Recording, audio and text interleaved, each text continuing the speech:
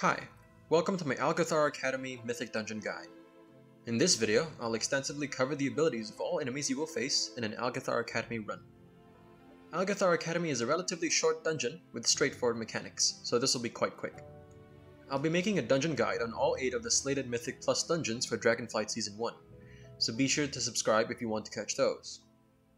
Just like with my Shadowlands guides, I'll be marking important or impactful mob abilities in red, and less important abilities in green.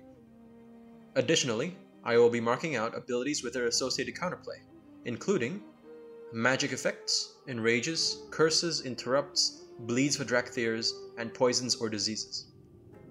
Let's begin. You start the dungeon by meeting with a few faction representatives, one for each Dragonflight. Pledging yourselves to a faction will each grant you a different buff. Black is crit, bronze is haste, blue is mastery, green is healing received, and red is versatility. After taking your buff, you can choose which order you want to beat the bosses in. In this run, I'll be narrating over a run where we go left first towards Vexamus. The first trash pack you face will likely be a combined pull of 6 mobs. The first among them is the spellbound Battle Axe. The Battle Axe only casts Severing Slash, dealing damage and applying a bleed to the tank. Expect a lot of tank damage from these guys. The Spellbound Scepter is considerably more dangerous to the whole party. Their major ability is Mystic Blast. It has a moderate cast and it cannot be interrupted. And at the end of the cast, deals significant damage to the whole party. This is a priority. You will want to use a stop on this, stun, fears, or other such abilities.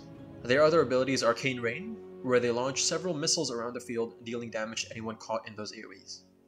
The last mob you'll find here is the Corrupted Mana Fiend, which can be slightly dangerous in large numbers. They primarily frequently cast Surge, dealing damage to a random party member. This can be interrupted, but their other ability, Mana Bomb, can also be interrupted and is fairly more dangerous. Mana Bomb places an AoE around a random player, exploding after a few seconds to damage all units in that AoE. It also drains 10,000 mana from players hit. It doesn't always target the healer, but in large numbers, and when it does, expect some mana issues if the pull lasts a while. Past that bridge, you make your way further and face a large number of Arcane Foragers. They only cast Vicious Lunge, charging at a random party member. It seems this only occurs on players outside of melee range, so if you want to minimize outgoing damage, stack up on the tank. Among the Foragers is one Ravager, which may be seen later on as well.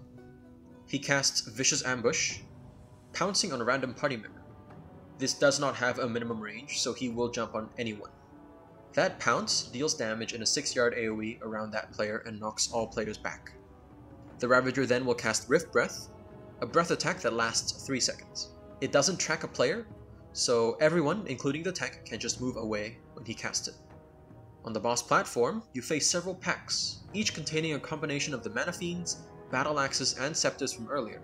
As a reminder, you'll need to stop the Scepter's cast of Mystic Blast. There is, however, a new mob called the Unruly Textbook.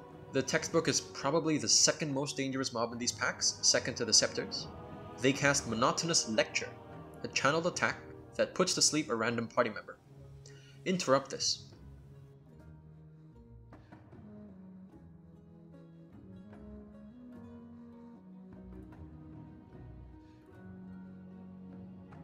And that's all for the first area. Then you fight the boss, Vexamus. After defeating the 3 packs on the platform, the boss spawns. Throughout the fight, the Professor above, Professor Max Dormu, will continuously spawn 5 balls at a time that slowly move towards the boss. Should any of these orbs reach the boss will gain 20 energy and deal damage to all players. The boss has 3 abilities. The first is Arcane Expulsion, where they charge a frontal in the direction of the tank and fire. Tanks face this away from the group and sidestep it yourself. The boss's second ability is Mana Bombs, where the boss will inflict 3 players with this debuff, not unlike the one seen earlier in Trash. However, when it explodes, it also drops a puddle that does significant amount of damage. If possible, try to place this puddle off to the side. Finally, when the boss reaches 100 energy, the boss will explode, pushing all players back, dealing damage, and dropping a bomb on each player's location. Just be sure to step out of that. And that's it for the first boss. You move on fighting mobs that we've seen before on the way to the second boss.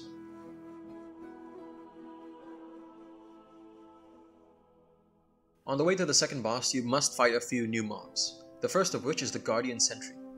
The Sentry has a tank hit in the form of Storm Slash.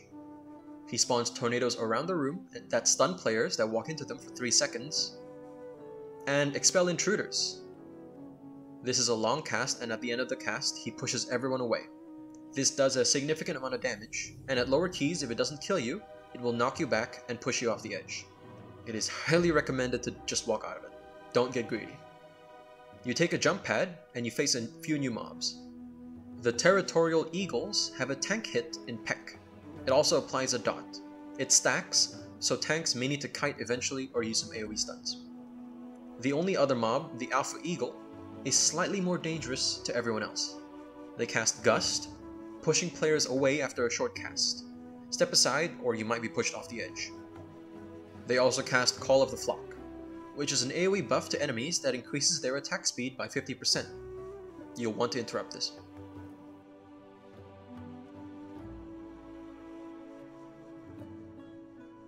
Defeating all waves of the small bird summons the big bird, Crawth. This boss fight can be quite chaotic, and will be so the longer it lasts. The fight only starts after scoring 3 points into the goal. This mechanic is important, so pay attention. Upon scoring the third goal in the fire goal, the goal will shoot out firebombs all around. It only happens once in this test run, but in the real fight, when this happens, it'll shoot out multiple times infinitely. Additionally, in the real fight, scoring 3 points in the fire goal will stun the boss and cause the boss to take 75% increased damage for 12 seconds. A great time to use Bloodlust if you didn't already on the first boss. In the real fight, there will also be another goal, the win goal. Scoring 3 points there will spawn tornadoes and a few motes. Picking up these motes will grant players a 50% haste and movement speed buff for 20 seconds. Note that the tornadoes do not despawn. The boss fight itself is not very complicated beyond that. The boss will cast Overpowering Gust, not unlike the Gust cast by the Eagles earlier, just much larger. The boss will also cast Savage Peck, dealing damage and applying a bleed on the tank. This hurts quite a bit, so healers keep an eye out on the tank here. Finally, and most importantly, Crawth casts Deafening Screech. This ability has a cast time, and upon finishing, the boss interrupts all enemies and deals damage. Every time the boss casts this, players are affected with a debuff. This debuff causes all players to take 50% more damage from future screeches, stacking. Scoring 3 points in any goal will dispel this debuff off all players. The rhythm of this fight is to score a goal when stacks grow too high. But after each score, the battle gets more chaotic, with fire raining more frequently and tornadoes appearing. The question your group will have to answer is, can we kill this boss if we do this goal now? Or should we hold this goal to dispel our debuffs later on? It's a unique fight and thought-provoking for sure.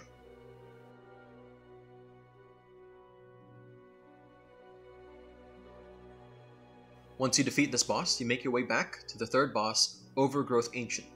The boss fight won't start until you defeat all the adds surrounding it. And among the adds, there are only 3 unique mobs. The first is the Aggravated Skitterfly. I consider it to be the most dangerous here. They primarily cast Darting Sting, jumping to a random party member, damaging them. While this doesn't do too much damage early on, they also cast Agitation, granting them a 20% damage buff. This stacks, so beware if the pull takes too long, as the stings can do a lot of damage. Vile Lashes aren't too threatening. They occasionally cast Detonation Seeds at all players, dropping a seed which explodes after a few seconds, disorienting and damaging players that don't move out in time. These should be quite easily dodgeable. And Hungry Lashes apply a bleed on the tank.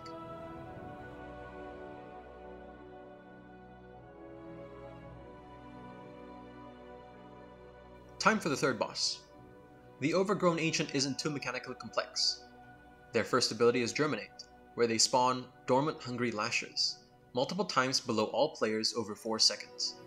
Getting hit by any of the swirlies knocks you back and deals damage to you. This will offset the position of the next Lasher, so be careful. The Lashers, as they are dormant, do not do anything yet. At 100 energy, the boss will cast Burst Forth, awakening all Lashes. Tanks may have difficulty immediately grabbing all threat, so beware of your damage here. When they burst out Awakening, they also deal damage in a small AoE around them, so be careful. The Lashes themselves can be quite dangerous, as they do apply a stack of poison. Cleanses can be handy here. Occasionally, the boss may throw a branch at a player through branching out. It's easy to dodge, but it leaves behind an ancient branch, and it immediately applies a 1-minute bleed to all players through Splinter Bark, and this dot stacks, and it really hurts. The mob itself only casts one ability, Healing Touch. This should be interrupted or it will heal the boss. Upon death, it releases energy in the form of an AoE. This is good for the players, and you want to be hit by it. So stand in this big circle, and it will heal all players for a significant amount, and remove all stacks of Splinter Bark. It is crucial that all players stand in this, as the damage from Splinter Bark is deadly. And finally, the boss will frequently cast Bark Breaker on the tank, causing the tank to take 100% increased physical damage, in addition to doing a fair amount of damage on its own. Tanks will need to respect this and use defensives appropriately.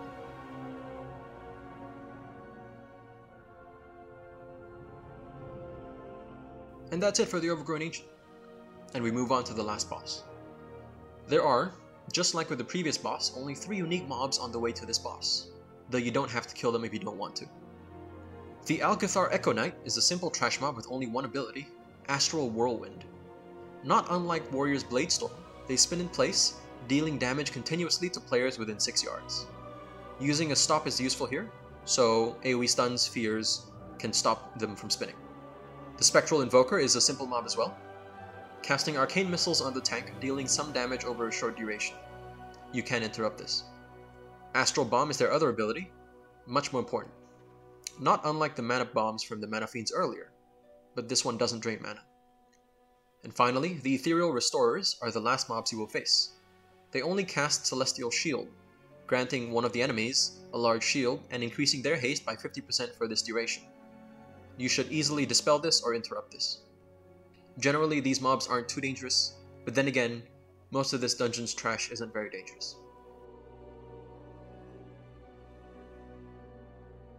And now we move on to the final boss, Echo of Doragosa. Unfortunately, or fortunately, this boss is the easiest boss among all the bosses I've seen in the Dragonflight dungeons. This boss's primary mechanic is overwhelming power. Being damaged by any of the boss's abilities grants players 1 stack of this debuff. This debuff grants players a 5% damage bonus per stack. At 4 stacks, the debuff drops into an Arcane Rift, a puddle that does damage to players that step on them. Additionally, occasionally throughout the fight, the Rift may launch 4 uncontrolled energies throughout the room. These orbs do damage, so just sidestep them. The boss has a few other abilities. Astral Breath is where the boss turns to a random player and does a frontal. The boss may cast Power Vacuum, sucking all players into the boss's location, and doing an explosion after a short cast. Just walk out of that. Occasionally, the boss may cast Arcane Missiles at a few players, dealing direct damage. And finally, the boss may place an Energy Bomb on a random player. It explodes at the end of its duration or upon dispel, damaging anyone in a small AoE around that player, including that player. So just as a recap, all those damaging abilities, excluding the boss's melee attack, will apply 1 stack of the debuff. At 4 stacks, the debuff drops and places a puddle on the floor that occasionally shoots out uncontrolled energies. This fight is extremely simple. But at higher keys, where the boss may live for some time, the excessive number of orbs going all around the room may be cause for difficulty. And that's Algeth'ar Academy. An extremely simple dungeon, short. I expect this to be a community favorite for its short length and simple mechanics. I make these videos to give players a full overview of the dungeons, as I like to be well informed of dungeon mechanics myself. I hope this was helpful, and I'll see you in the next dungeon guide.